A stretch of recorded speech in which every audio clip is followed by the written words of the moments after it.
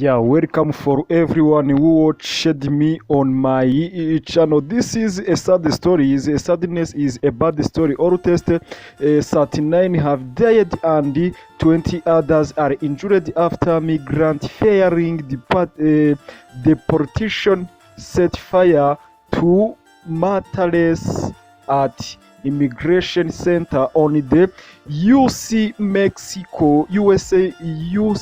Mexico border. Braz at National Institute of Migration in Ciudad Juarez left at latest 37 died. At least 39 people have died and dozens left injured after a fire broke out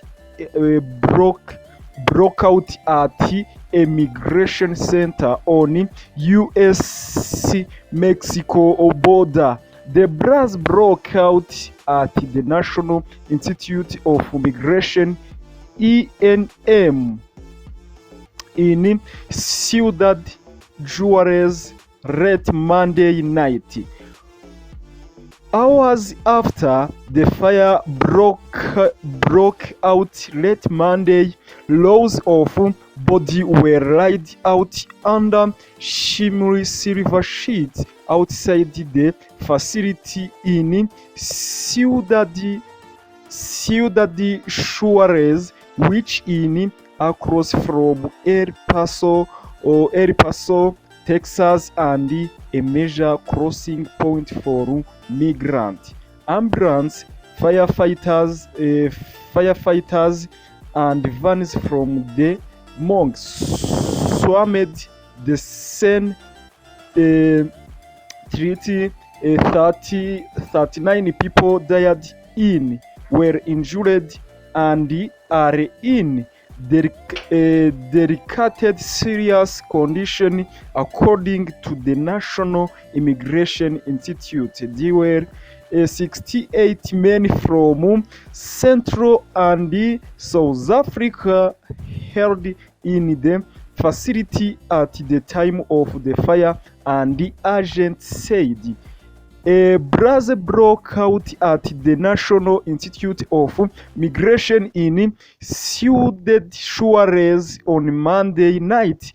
The facility is located near the Southampton International Bridge, which links Ciudad Juarez to El Paso, Texas. Mexican authority and firefighters remove injured migrants from inside the National Migration Institute (ENN) in small ward building during a fire in Ciudad Juarez on Monday night. The fire broke out shortly before midnight, prompting the mobilization of firefighters and dozens of ambulances. Local media, citing unnamed sources, reported that there were dozens that and around 40 victims hospitalized, some in serious condition. The ENM facility is located near the Southampton International Bridge, which links Juarez to El Paso and Texas. The Mexican city has seen the arrival of thousands of migrants, mainly from Venezuela, in recent months. The fire broke out shortly before midnight, promoting the mobilization of firefighters and dozens of ambulances. Local police, the Mexico National Guard, Mexico Army, Juarez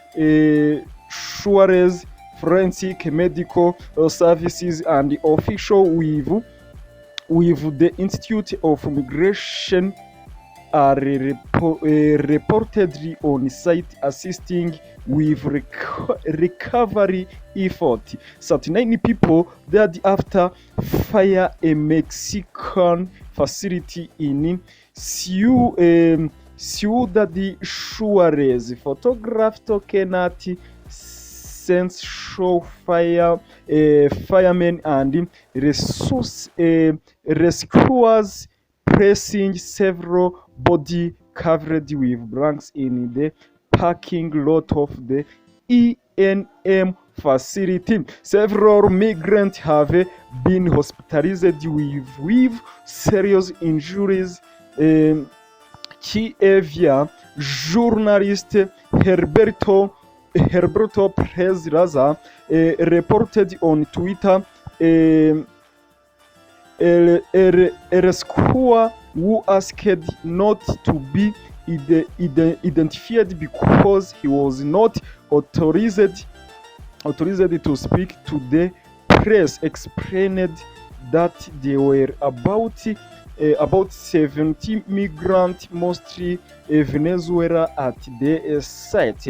A raid by immigration authorities on Monday afternoon resulted in the unknown number of detainees being housed in the ENM building, reported Alfredo